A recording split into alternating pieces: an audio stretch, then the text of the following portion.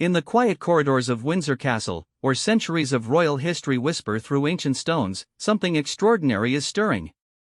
The year 2026 has brought winds of change that even the most seasoned royal observers never saw coming. Behind closed doors, Prince William and Catherine are preparing for an announcement that will reshape the very foundations of the British monarchy. What started as subtle conversations in private chambers has now become the most significant royal development since Queen Elizabeth II's passing. Palace staff speak in hushed tones about preparations that go far beyond typical ceremonial duties. Something monumental is approaching, an honor so profound, so unprecedented, that it will mark the beginning of an entirely new chapter in royal history. The question isn't whether change is coming to the House of Windsor. The question is whether the world is ready for what William and Catherine are about to reveal. As spring arrives in Britain, the anticipation grows stronger with each passing day. Soon, everything the public thought they knew about the future of the monarchy will be transformed forever. This is not just another royal story. This is the beginning of a revolution that starts with honor, duty, and two people who are about to change everything. The morning mist hung low over the grounds of Windsor Castle as Prince William walked through the private gardens, his footsteps echoing softly on the dew-covered path. It was early March 2026, and the world outside these walls continued its daily rhythm, unaware that history was being quietly rewritten within the ancient royal residence. William paused near the rose garden where his grandmother, Queen Elizabeth II, had once found solace during her most challenging moments. Today, he carried the weight of decisions that would honor her legacy while propelling the monarchy into uncharted territory. Catherine emerged from the morning room, carrying a steaming cup of tea and a leather-bound folder that had become her constant companion over the past weeks. Her auburn hair caught the soft light filtering through the tall windows as she approached her husband. The document in her hands contained proposals that had been months in the making, plans that represented the most significant shift in royal protocol since the monarchy's modernization efforts began decades earlier. "The Archbishop called this morning," Catherine said quietly, settling beside William on the stone bench that overlooked the private gardens. "He's confirmed his availability for the ceremony, though he admits he's never presided over anything quite like this before." Her voice carried a mixture of excitement and nervousness that had become familiar to both of them during these intense weeks of preparation. William nodded, his blue eyes reflecting the gravity of what they were undertaking. The honor they were preparing to receive wasn't just another ceremonial title or traditional royal appointment. It represented a fundamental reimagining of how the monarchy would engage with the modern world, a bridge between the institution's storied past and a future that demanded unprecedented transparency and connection with the people they served. Inside the castle, a small team of trusted advisors had been working discreetly for months, coordinating with various government departments, religious leaders, and international diplomats.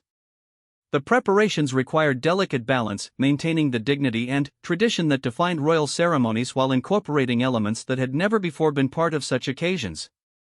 Every detail needed approval from multiple sources, each decision carrying implications that reached far beyond the walls of any royal residence. Sir Clive Alderton, the King's private secretary, had become the unofficial coordinator of what palace insiders were calling Project Renaissance. The name itself spoke to the transformative nature of what was being planned. Unlike traditional royal ceremonies that followed centuries-old protocols, this event required innovation while respecting constitutional requirements and public expectations. The morning briefings had become longer and more complex as the announcement date approached. Catherine reviewed guest lists that included not just traditional royal attendees and government officials, but representatives from organizations and communities that had never before been included in such significant royal events. The invitation list reflected William and Catherine's commitment to creating a monarchy that truly represented the diverse nation they would one day lead. Prince William's morning routine now included secure conference calls with Commonwealth representatives, each conversation carefully choreographed to ensure that every realm understood the significance of what was coming. The honor being prepared would affect not just the United Kingdom, but every nation where William and Catherine would eventually serve as head of state. These discussions required diplomatic finesse and cultural sensitivity, ensuring that the announcement would be received positively across different political and social landscapes. Catherine had been working closely with royal historians to understand the precedents and protocols that would guide their preparation.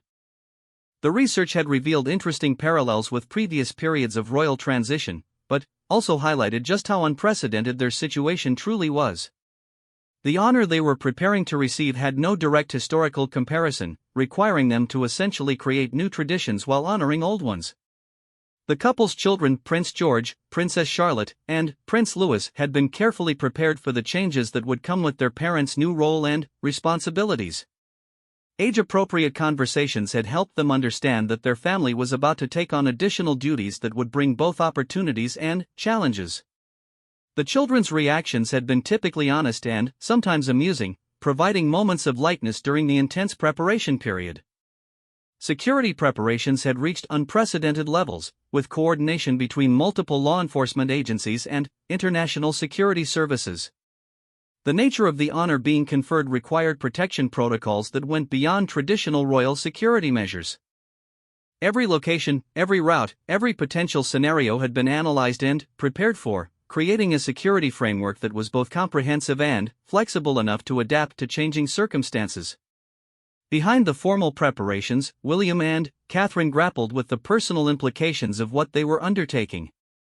Late-night conversations in their private quarters revealed both their excitement about the opportunities ahead and their natural concerns about meeting the enormous expectations that would come with their new responsibilities.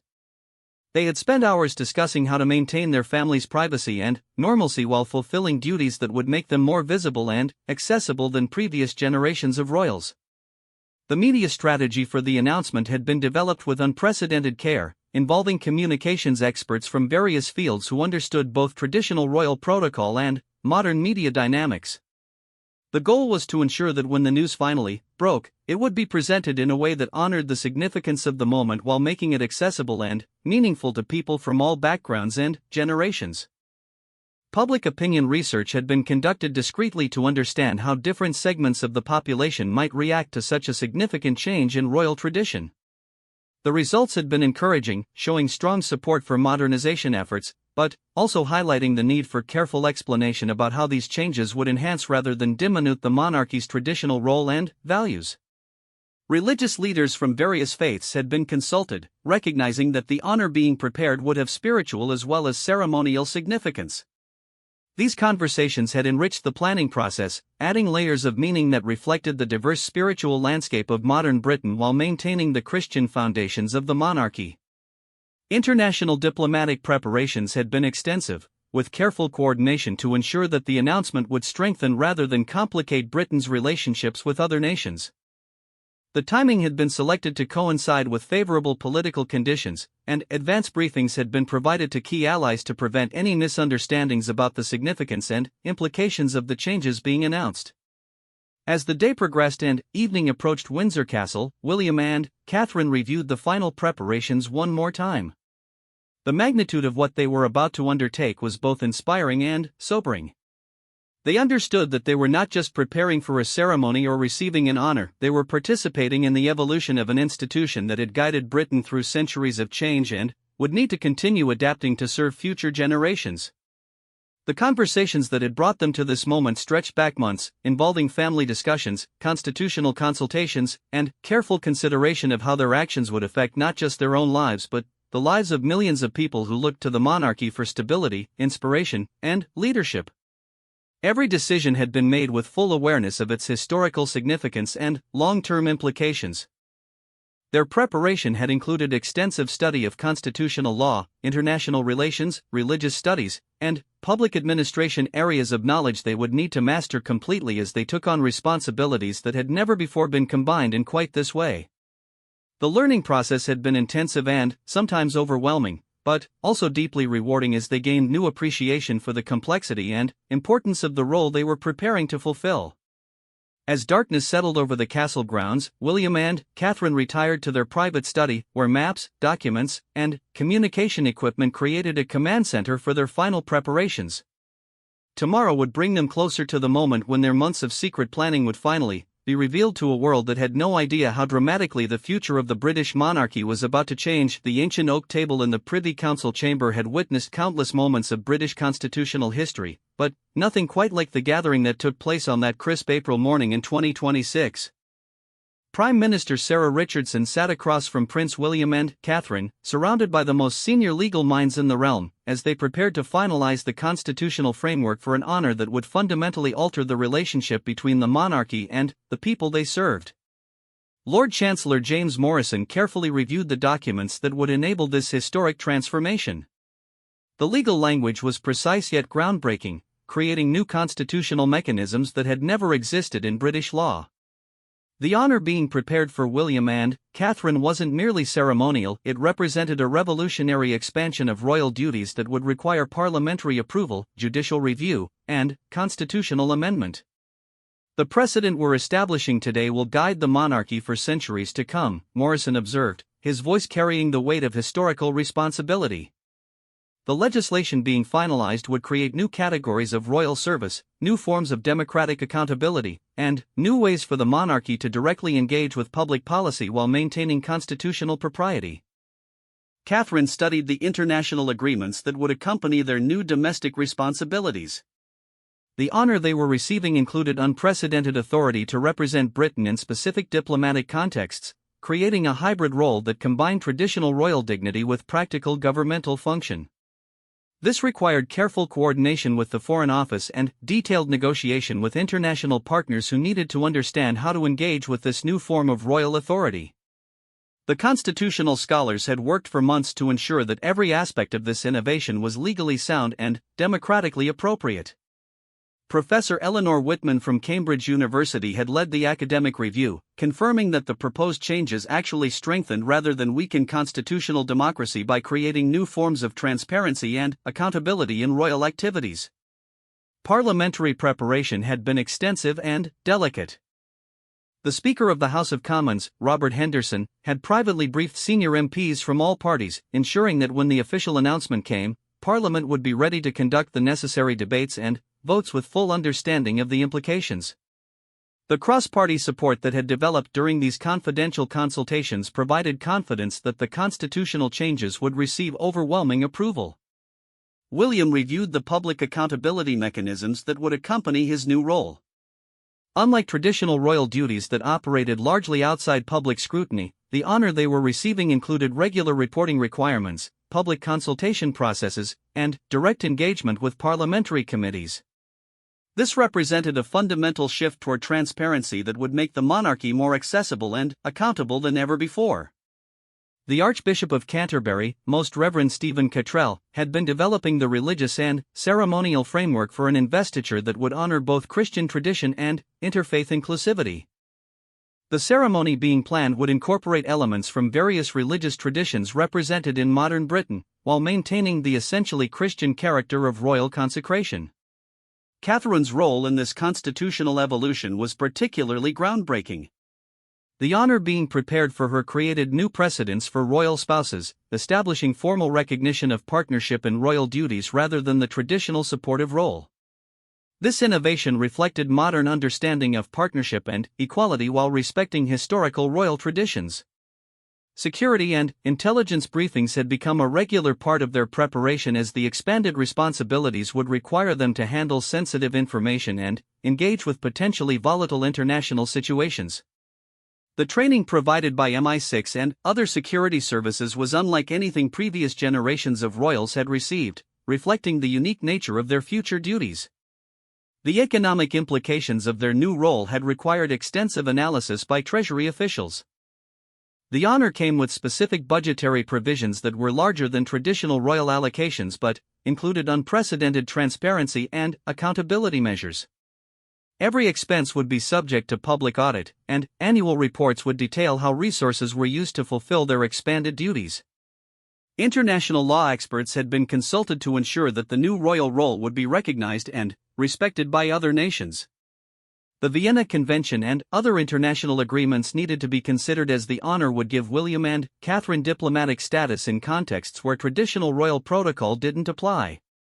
Constitutional lawyers in Commonwealth countries had been discreetly consulted to understand how the changes would affect royal duties in other realms. The constitutional frameworks in Canada, Australia, New Zealand, and other Commonwealth nations required consideration as changes in British royal protocol could have implications throughout the Commonwealth. The timing of the announcement had been carefully coordinated with the parliamentary calendar, ensuring that necessary legislation could be introduced and debated during the optimal political window. The Speaker's office had already allocated special time for the constitutional debates that would follow the public revelation of these plans. Media legal experts had reviewed the communication strategy to ensure that the announcement would comply with various disclosure requirements while maintaining appropriate protocol around constitutional matters.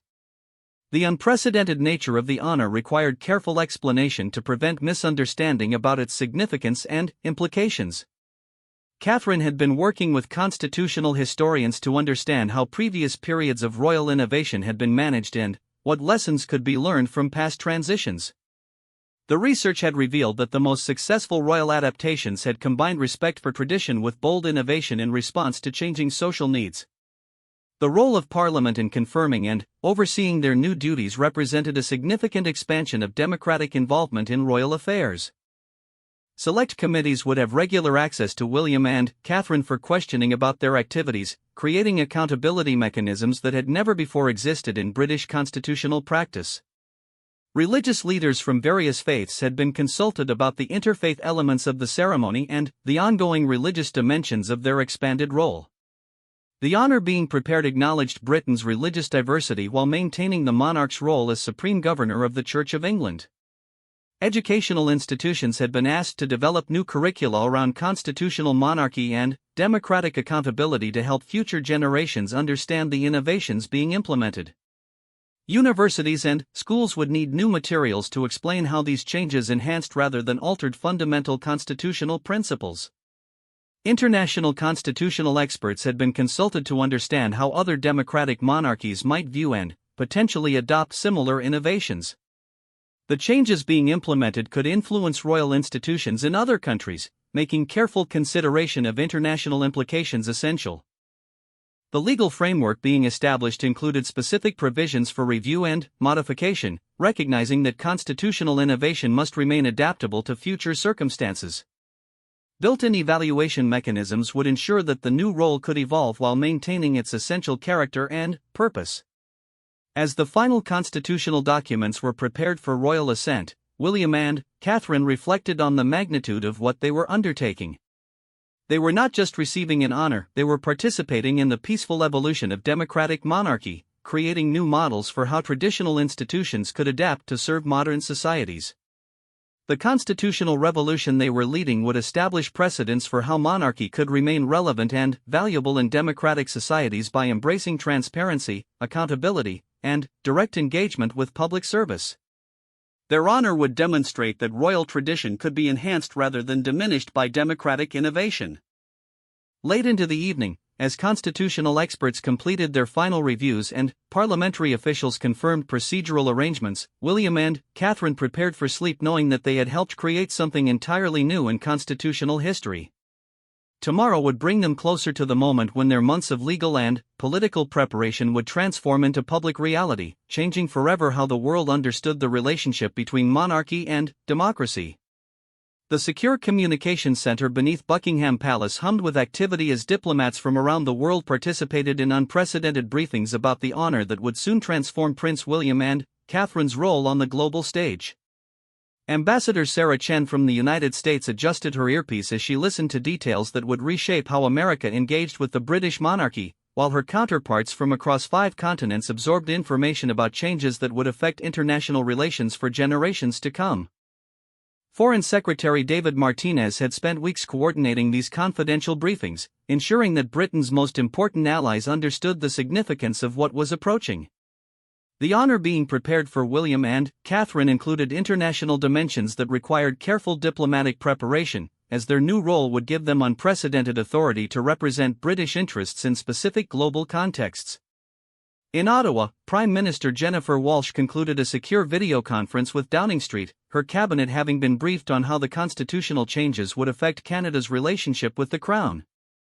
Similar conversations had taken place in Canberra, Wellington, Kingston, and other Commonwealth capitals, as governments prepared for a transformation that would strengthen rather than alter their constitutional connections to the British monarchy.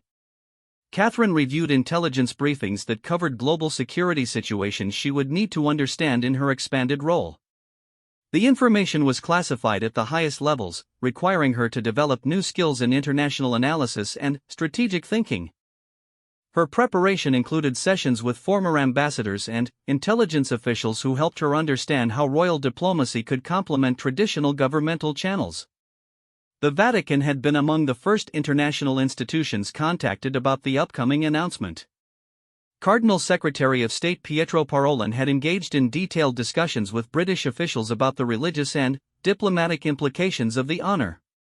The Pope's personal blessing for the interfaith elements of the ceremony represented unprecedented ecumenical cooperation in royal affairs.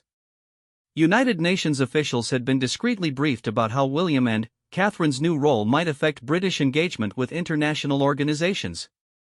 The honor included specific provisions for representing Britain in humanitarian contexts, creating new opportunities for royal involvement in global problem-solving while maintaining appropriate separation between royal duties and governmental policy. Prince William's preparation included intensive briefings on international law, trade relationships, environmental cooperation, and security arrangements that would become part of his expanded responsibilities. Former prime ministers from both major parties had been consulted to ensure that the new royal role would enhance rather than complicate Britain's international relationships regardless of which party held government. The European Union had required particularly delicate diplomatic preparation, as the honor would affect how post-Brexit Britain engaged with European institutions. Continental leaders had been assured that the changes strengthened rather than altered Britain's commitment to constructive European cooperation, with royal diplomacy providing new channels for maintaining positive relationships. Catherine's international preparation included cultural training that went far beyond traditional royal protocol. She studied the diplomatic customs of dozens of countries, learning how to navigate complex international situations with sensitivity to different political systems, religious traditions, and cultural expectations. Her preparation included guidance from anthropologists and cultural experts who helped her understand the subtle dimensions of international royal representation. Intelligence services from allied nations had been briefed on security implications of the expanded royal role, with new cooperation protocols established to protect William and Catherine during international activities that would be more complex and potentially risky than traditional royal tours. The security arrangements required coordination between multiple national intelligence agencies and international law enforcement organizations. International media organizations had been given advance briefings about the global significance of the upcoming announcement, ensuring that coverage would accurately reflect the honor's international dimensions. News executives from major networks and publications participated in background sessions that helped them prepare for comprehensive coverage of a story with worldwide implications. The Commonwealth Secretariat had played a crucial coordinating role in preparing member nations for the announcement. Secretary-General Patricia Scotland had personally briefed Commonwealth leaders about how the changes would strengthen rather than alter the organization's essential character, with the honor creating new opportunities for royal engagement with Commonwealth development and cooperation initiatives.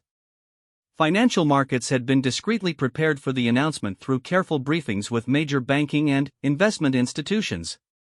Economic analysts needed to understand that the constitutional changes would enhance rather than destabilize British institutional foundations, preventing any misunderstanding that might affect market confidence. International law schools and constitutional experts had been consulted about the academic implications of the innovations being implemented. Legal scholars from Harvard, Oxford, the Sorbonne, and other major institutions contributed to ensuring that the changes would be understood and respected by the international legal community. Religious leaders from major world faiths had been invited to participate in the ceremonial planning, creating interfaith cooperation that reflected both British religious diversity and international religious diplomacy. The ceremony being planned would demonstrate how traditional institutions could embrace inclusivity while maintaining their essential character. Trade organizations and business groups had received briefings about how the honor would affect international commercial relationships. The new royal role included specific provisions for supporting British economic interests abroad, creating opportunities for royal diplomacy to complement governmental trade promotion efforts. International development organizations had been particularly interested in the humanitarian dimensions of the expanded royal role. Meetings with officials from major NGOs, UN agencies, and development banks had explored how royal involvement could enhance global cooperation on poverty reduction, environmental protection, and social development. Cultural institutions worldwide had been contacted about potential collaboration opportunities that would emerge from the honor. Museums, universities, arts organizations, and cultural foundations had been briefed on how expanded royal engagement might create new opportunities for international cultural exchange and cooperation. Catherine's preparation included specialized training in international protocol that went beyond traditional diplomatic education. She learned how to navigate complex international situations where royal protocol intersected with governmental diplomacy, religious customs, and cultural traditions from around the world. The honor's environmental dimensions had required extensive international coordination, as William and Catherine's new role included specific responsibilities for representing British environmental leadership globally. Climate scientists, environmental organizations, and sustainable development experts had been consulted about how royal engagement could support international environmental cooperation. International security experts had analyzed how the expanded royal role might affect global stability and cooperation. The consensus was that enhanced royal diplomacy would provide additional channels for international communication and cooperation, particularly in situations where traditional diplomatic channels faced obstacles. Space agencies and international scientific organizations had been briefed on the honor's implications for scientific cooperation. The new royal role included provisions for supporting international research collaboration and scientific advancement, creating opportunities for royal engagement with cutting-edge global challenges. Olympic and sporting organizations had been contacted about how the changes might affect international sporting cooperation and diplomacy. The honor included specific provisions for supporting British sporting excellence and international athletic cooperation through royal patronage and engagement. As preparations intensified worldwide, diplomatic missions in London became centers of intense activity as ambassadors sought to understand exactly how their nations would engage with this transformed royal role. The briefings had created excitement about new opportunities for international cooperation while providing reassurance about the stability and continuity of existing relationships. The global preparation phase had demonstrated the extraordinary reach and influence of the British monarchy, with the upcoming honor generating interest and engagement from every corner of the world. As William and Catherine reviewed reports from diplomatic missions worldwide, they understood that they were not just receiving recognition for their service, they were becoming focal points for a new form of international cooperation that could help address global challenges through enhanced royal diplomacy. Tomorrow would bring the final phase of preparation as domestic and international elements came together for an announcement that would reshape global understanding of how traditional institutions could evolve to serve modern needs while maintaining their essential character and dignity. Westminster Abbey had never hosted a ceremony quite like the one being prepared for this extraordinary May morning in 2026. The ancient stones that had witnessed coronations, royal weddings, and state funerals would now bear witness to a completely new form of royal recognition that would forever change how the world understood the relationship between tradition and progress in democratic monarchy. As dawn broke over London, the final preparations began for what historians would later call the most significant royal ceremony since Queen Elizabeth II's coronation. Prince William and Catherine woke before sunrise in their private apartments at Kensington Palace, both aware that this day would transform not only their own lives but the very nature of royal service for generations to come. The ceremony that awaited them was unprecedented in royal history, a formal recognition of their commitment to expanded royal duties that combine traditional royal service with new forms of democratic accountability and international responsibility. The honor they were receiving had been designed specifically for them, acknowledging their unique preparation for roles that had never before existed in the British constitutional system. Catherine's preparation began with a private moment of reflection in the palace chapel, where she prayed for wisdom and strength for the responsibilities she was about to accept. Her gown, designed by British fashion house Alexander McQueen, incorporated symbolic elements representing the nations of the Commonwealth, the regions of the United Kingdom, and the interfaith character of modern Britain, creating a visual representation of the inclusive nature of her expanding role. The guest list for the ceremony reflected the revolutionary nature of what was taking place. Alongside traditional royal ceremony attendees, members of the royal family, government officials, and diplomatic representatives were people who had never before been included in such significant royal events. Representatives from community organizations, environmental groups, educational institutions, and charitable foundations filled seats that would traditionally have been reserved for aristocratic families and government officials. Archbishop of Canterbury Stephen Cottrell arrived at Westminster Abbey before dawn to make final preparations for a ceremony that had required months of theological and liturgical innovation. The service combined traditional Anglican ritual with prayers and readings from multiple faith traditions, reflecting the religious diversity of modern Britain while maintaining the essentially Christian character of royal consecration. Prince William's preparation included a private meeting with King Charles, who formally invested his son with the ceremonial objects that would symbolize his new authority and responsibility. The regalia created specifically for this ceremony included elements that had never before existed in British royal tradition, items representing environmental stewardship, international cooperation, and democratic accountability alongside traditional symbols of royal service. The international dimension of the ceremony was unprecedented in scope and significance.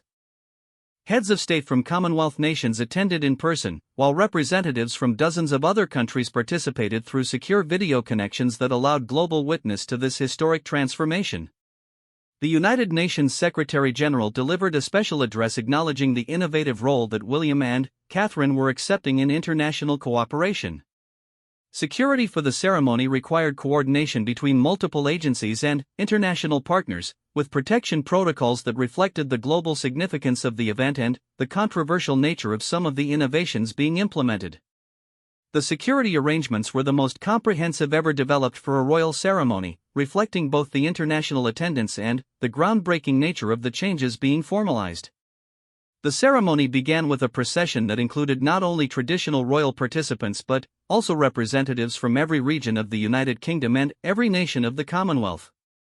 Children from local schools carried banners representing different communities and causes that would benefit from the expanded royal role, creating a visual celebration of the inclusive nature of the changes being implemented. As William and Catherine entered Westminster Abbey, they walked past tapestries and decorations that told the story of royal service throughout British history while incorporating new elements representing the future they were helping to create. The visual narrative of the ceremony connected past, present, and future in a celebration of continuity and change that honored tradition while embracing innovation.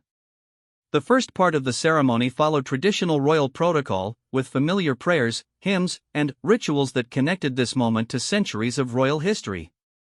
The Archbishop's opening prayers invoked divine blessing on royal service while acknowledging the new forms of accountability and responsibility that would characterize William and Catherine's expanded role. The constitutional portion of the ceremony was entirely new to royal tradition. Representatives from Parliament formally presented the legislation that enabled their new role, while the Lord Chancellor administered oaths that had never before been spoken in a royal ceremony. William and Catherine pledged to uphold democratic accountability, environmental stewardship, and international cooperation alongside traditional royal commitments to serve the people and defend the faith. Catherine's individual recognition ceremony included the presentation of symbols representing her specific role in educational advancement, community development, and international humanitarian cooperation. The regalia created for her included elements representing every Commonwealth nation and many international partners, acknowledging the global scope of her future responsibilities. The interfaith portion of the ceremony was perhaps the most innovative element, with prayers and blessings offered by religious leaders from multiple traditions. While maintaining the essentially Christian character of royal consecration, the ceremony acknowledged the religious diversity of modern Britain and the international communities that William and Catherine would serve. Children's choirs from schools representing every region of the United Kingdom performed specially commissioned music that celebrated the themes of service, unity, and hope that characterized the new royal role. The musical program included traditional royal ceremony music alongside contemporary compositions that reflected modern multicultural Britain. The moment of formal investiture represented the culmination of months of preparation and the beginning of a new era in royal history. As the Archbishop placed the crown of service on William's head and presented Catherine with her ceremonial regalia, observers understood that they were witnessing the creation of new traditions that would guide the monarchy for generations to come. International representatives had the opportunity to formally recognize the expanded royal role through a diplomatic ceremony that had no precedent in royal history. Ambassadors from dozens of nations presented ceremonial gifts representing their country's commitment to working with William and Catherine in their new capacity as representatives of British values and interests in specific international contexts. The environmental blessing ceremony included the presentation of symbols representing royal stewardship of natural resources and commitment to environmental protection. Representatives from environmental organizations and scientific institutions participated in rituals that acknowledged the urgent need for leadership on climate change and environmental conservation. The Democratic Accountability Ceremony included the formal presentation of oversight mechanisms that would ensure transparency in royal activities. Parliamentary representatives explained the new reporting requirements and consultation processes that would make William and Catherine more accessible and accountable than any previous generation of royals. The closing portion of the ceremony returned to traditional royal protocol while incorporating acknowledgement of the revolutionary changes that had just been formalized. The final prayers invoked divine blessing on the new forms of royal service while expressing gratitude for the tradition and continuity that provided foundation for innovation. As William and Catherine processed from Westminster Abbey wearing their new regalia and carrying the symbols of their expanded authority and responsibility, they walked into a future that they had helped create through months of preparation and years of service. The ceremony had formally recognized their commitment to serving Britain and the Commonwealth in ways that honored tradition while embracing the accountability and transparency demanded by democratic societies. The global broadcast of the ceremony reached an estimated audience of over 2 billion people, making it one of the most watched events in royal history. The unprecedented nature of the changes being implemented generated worldwide interest and discussion about how traditional institutions could evolve to serve modern needs while maintaining their essential character. As the day concluded with private family celebrations and international receptions, William and Catherine reflected on the magnitude of what they had undertaken. The honor they had received was not merely ceremonial recognition, it was formal acknowledgement of their commitment to revolutionary changes in how the monarchy would serve Britain and the world in the 21st century. 6 months after the transformational ceremony at Westminster Abbey, the full implications of William and Catherine's groundbreaking honor were becoming clear to the world. The autumn of 2026 found them implementing changes that were reshaping not only the British monarchy but influencing royal institutions and democratic practices across the globe. Their new role as the first constitutional service partners in royal history was proving to be everything their supporters had hoped and, more than their critics had feared. The morning briefings at Kensington Palace had evolved into something unprecedented in royal history. Unlike traditional royal schedules focused on ceremonial duties and charitable patronages, William and Catherine now began each day reviewing intelligence reports, economic analyses, environmental data, and international diplomatic summaries that informed their expanded responsibilities for representing Britain in specific contexts where traditional governmental channels needed royal supplementation. Catherine's first major international mission under her new authority had taken her to the United Nations Climate Conference in Dubai, where she represented Britain's environmental commitments with unprecedented formal recognition from other nations. Her speeches carried weight beyond traditional royal rhetoric because her new constitutional role gave her specific authority to make binding commitments on behalf of the British government in environmental matters, subject to parliamentary oversight but with immediate practical effect. The democratic accountability mechanisms that had been established as part of their honor were proving more transformative than anyone had anticipated. Monthly appearances before parliamentary select committees had created unprecedented transparency in royal activities, with William and Catherine answering detailed questions about their decisions, expenditures, and international engagements. Rather than diminishing royal dignity, these sessions had enhanced public confidence by demonstrating the thoughtfulness and competence with which they approached their expanded responsibilities. International reaction to the constitutional innovations had been overwhelmingly positive, with several Commonwealth nations expressing interest in implementing similar modifications to their own royal arrangements. The Canadian Parliament had begun preliminary discussions about expanding the constitutional role of the Crown's representatives, while Australian Republicans found themselves reconsidering their opposition to monarchy in light of the democratic accountability measures that had been implemented in Britain. The economic impact of the expanded royal role had exceeded all projections. William and Catherine's new authority to represent British commercial interests in specific international contexts had already generated billions in new trade agreements and investment opportunities. Their presence at international economic forums carried diplomatic weight that complemented traditional governmental representation, creating new opportunities for British businesses while maintaining appropriate constitutional separation between royal activities and party politics. Educational transformation had become one of Catherine's most visible achievements in her new role. Her authority to coordinate educational policy across government departments and international partnerships had produced innovations that were being studied by educational systems worldwide. The integration of environmental education, democratic citizenship training, and international cooperation into British curricula was creating a new generation of globally aware and democratically engaged citizens. Prince William's environmental leadership had taken on unprecedented practical significance through his new constitutional authority. His ability to coordinate environmental policy across government departments, work directly with international environmental organizations, and represent British environmental commitments in formal diplomatic contexts had accelerated progress on climate action beyond anything achieved through traditional royal environmentalism. The children, George, Charlotte, and Louis, had adapted remarkably well to their parents' transformed role, with their education being carefully designed to prepare them for a monarchy that would be fundamentally different from previous generations.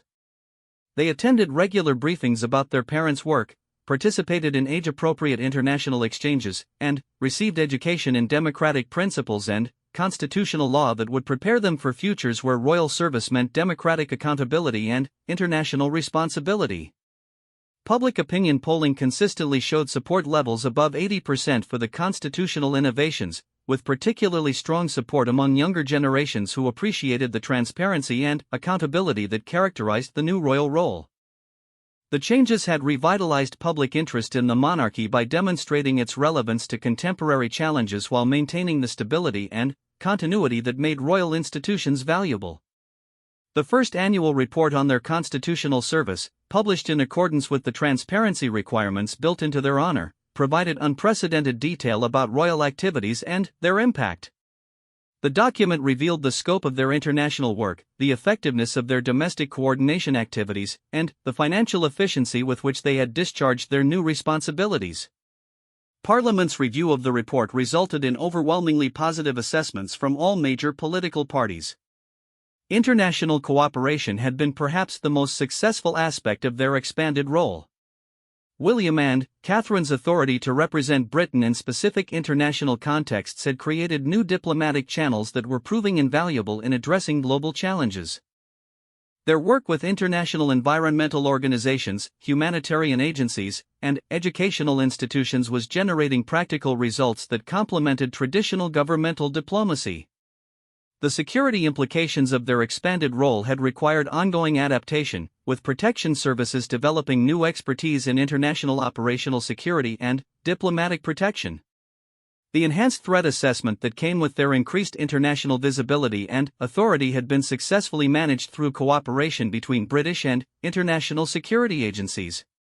Religious leaders had praised the interfaith dimensions of their expanded role, noting that their constitutional authority to represent Britain's religious diversity in international contexts had enhanced interfaith dialogue and cooperation.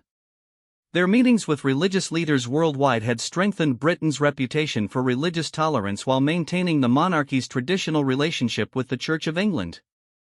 The Commonwealth dimension of their new role had proved particularly successful, with their authority to coordinate Commonwealth cooperation creating new opportunities for collaboration among member nations. Their work had revitalized Commonwealth institutions and demonstrated the continuing relevance of the organization in addressing contemporary global challenges. Media coverage of their transformed role had evolved from initial skepticism to growing appreciation for the practical benefits of their innovations. International media organizations were studying the British model as a potential template for how traditional institutions could adapt to serve contemporary democratic societies more effectively. Academic institutions worldwide had begun incorporating study of the British constitutional innovations into their curricula, with law schools, political science departments, and public administration programs analyzing the implications of democratic accountability in constitutional monarchy. The innovations were being studied as potential models for institutional adaptation in other democratic societies. Business organizations had embraced the expanded royal role enthusiastically, with their authority to represent British commercial interests internationally opening new markets and creating new opportunities for economic cooperation.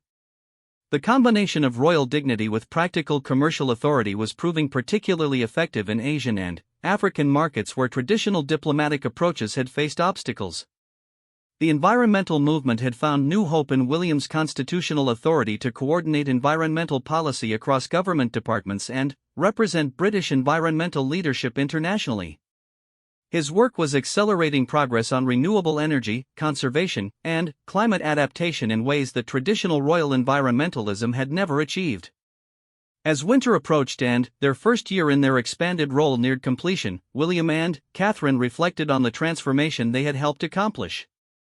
The honor they had received had evolved from recognition of their potential into demonstration of their achievement. They had proven that royal institutions could adapt to serve contemporary needs while maintaining their essential character and continuing to provide the stability and continuity that made monarchy valuable in democratic societies. The success of their innovations was inspiring similar discussions in other monarchies, with royal institutions worldwide studying the British model as they considered their own adaptation to 21st century realities. The combination of democratic accountability with royal dignity was proving to be not just compatible but mutually reinforcing, creating stronger and more effective institutions than either pure republicanism or traditional monarchy could provide. International observers were concluding that William and Catherine had achieved something unprecedented in constitutional history. They had successfully modernized an ancient institution while strengthening rather than weakening its essential functions. Their honor had become a model for how traditional institutions could embrace change while maintaining continuity, creating hope for institutional adaptation and democratic development worldwide. As they prepared for their second year of constitutional service, William and Catherine understood that they had not just received recognition for their work, they had participated in creating new possibilities for how democracy and tradition could work together to address the challenges facing societies worldwide.